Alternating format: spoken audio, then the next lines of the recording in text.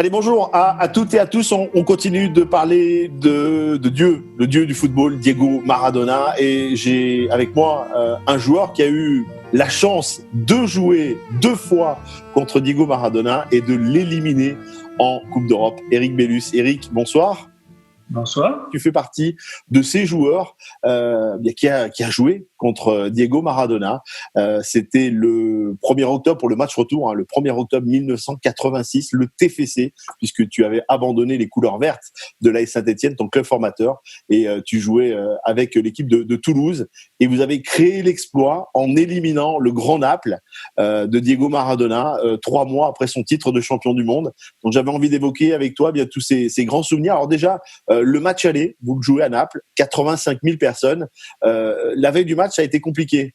Oui, en effet, oui, c'était un match où on ne pensait pas avoir une telle ferveur populaire. On s'est retrouvés à l'hôtel la veille et il se trouve que les supporters avaient ciblé notre hôtel, ils nous avaient repérés. Et du coup, on a passé une nuit un peu compliquée parce qu'ils ont fait un boucan pas possible toute la nuit.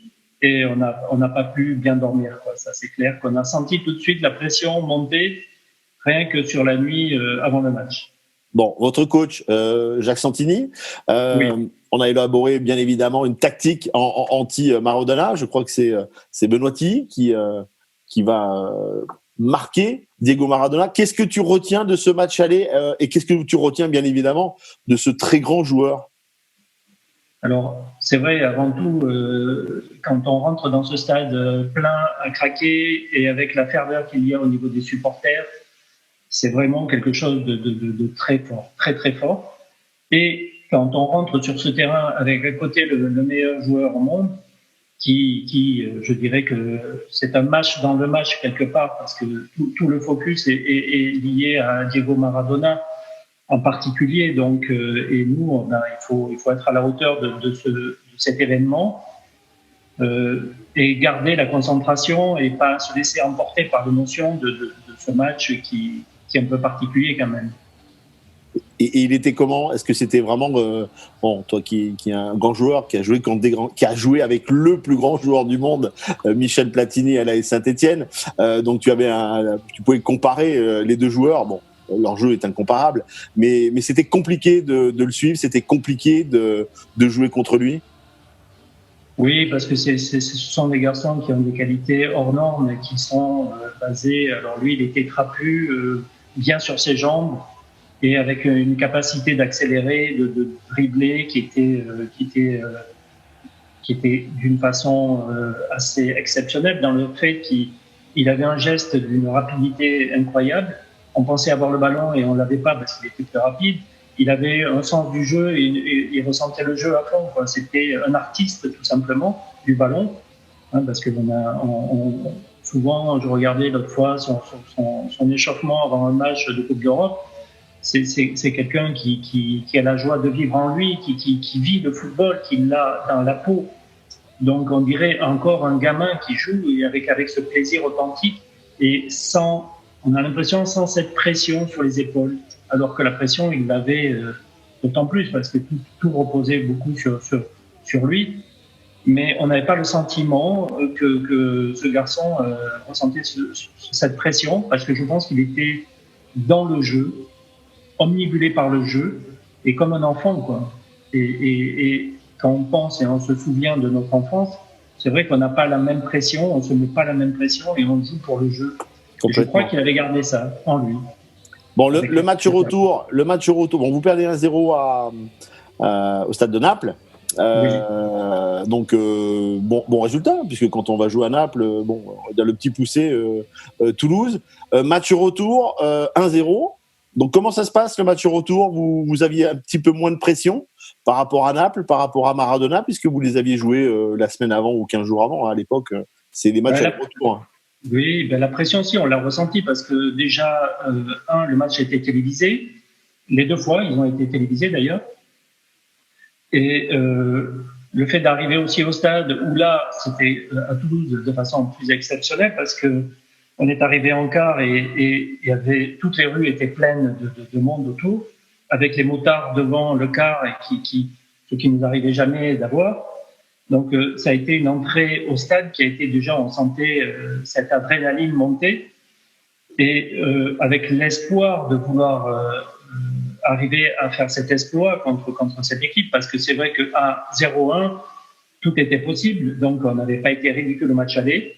On avait bien maîtrisé cette équipe. Et avec les joueurs qu'on avait au sein de notre équipe, on y croyait, quoi. On était avec beaucoup d'espoir et de motivation, surtout, pour essayer de créer cet exploit. Est-ce que tu as des contacts avec Maradona, tiens, pendant ce match-là? Alors vous n'étiez pas forcément, je rappelle que tu étais un grand attaquant, lui était un milieu très offensif, donc vous n'étiez pas forcément dans la même zone de jeu. Est-ce qu'il y a eu des contacts? Est-ce qu'il y a eu est-ce que vous êtes croisés? Est-ce que vous êtes dribblés, taclés?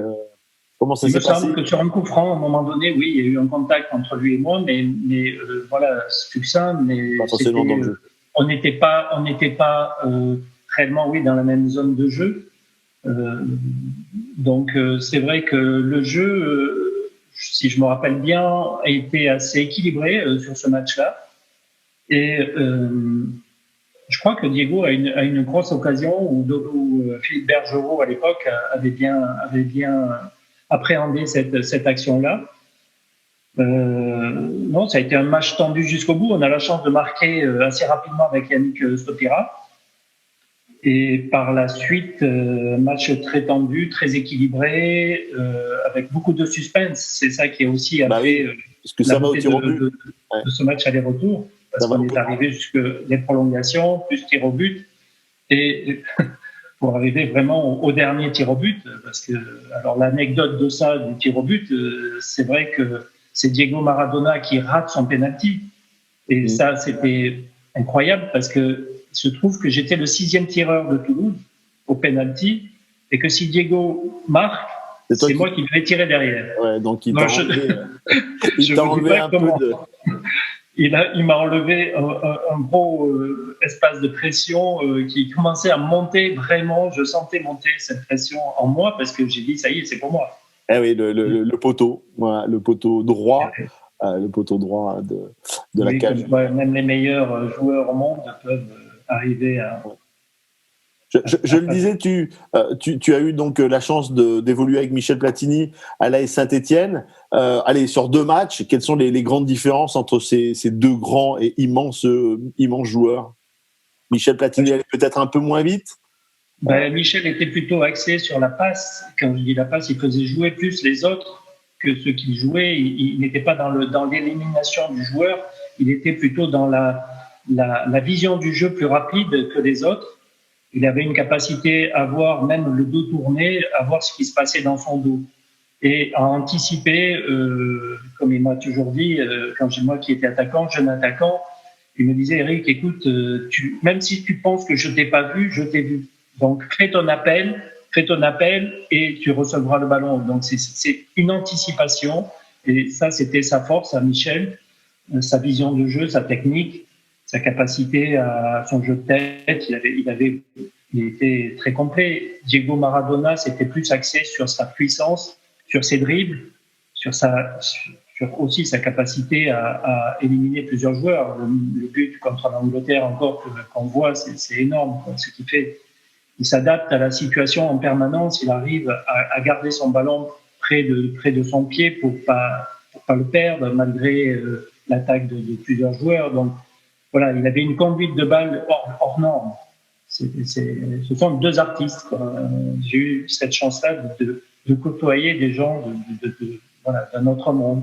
Et puis, tu en as connu un 3e également argentin, c'est Beto Marsico. Beto Marsico, qui avait aussi une grosse capacité technique, mais qui était peut-être en surpoids, un petit peu, Beto, et qui jouait plus sur son talent complet. Ouais. Et quel talent. On s'imagine avec 10 kilos de moins, ça aurait pu faire, je ne sais pas, un Diego Maradona numéro 2, mais quel joueur extraordinaire également, Beto Marsico. C'est ça. Je pense qu'il n'a pas été au-delà de ce qu'il pouvait faire, parce que peut-être avec un sérieux un peu moindre, par rapport à ces joueurs qu'on a cités avant. Et s'il avait réussi à se mettre ce sérieux-là, je pense qu'il aurait fait encore plus grand, quoi. Eric, merci pour ce témoignage. On se retrouvera dans quelques jours pour Légende du sport. Que sont-ils devenus? On reviendra un petit peu plus en détail sur ce que tu fais actuellement, sur tes souvenirs de carrière, et on reviendra bien évidemment sur ce match face à Naples, et puis également tous les grands matchs et les grandes années stéphanoises que tu as connues. Et puis on reviendra également sur ton premier match professionnel. Il va falloir que tu réfléchisses. Voilà, c'est très loin, ça. C'est très très loin, mais bon, tu essaieras de se remémorer. 40 ans, plus de 40 ans. Il y avait plus de 40 ans, mais bon, on regardera un petit peu dans les archives, voir si on voit le premier match d'Éric Bellus. Éric, merci beaucoup. Merci pour cet entretien. Ça m'a fait extrêmement plaisir de t'avoir. On te souhaite plein de belles choses pour ce week-end, et ce week-end de déconfinement. On n'a pas le droit de le dire, mais bon, c'est un week-end de déconfinement. Merci Éric Bellus. Merci Jérôme. Salut, au revoir. Voilà, merci de nous suivre, merci de continuer à partager les interviews que vous appréciez. On a parlé de Diego Maradona avec un joueur qui a joué et battu Diego Maradona. Allez, je vous dis à très vite pour une prochaine interview.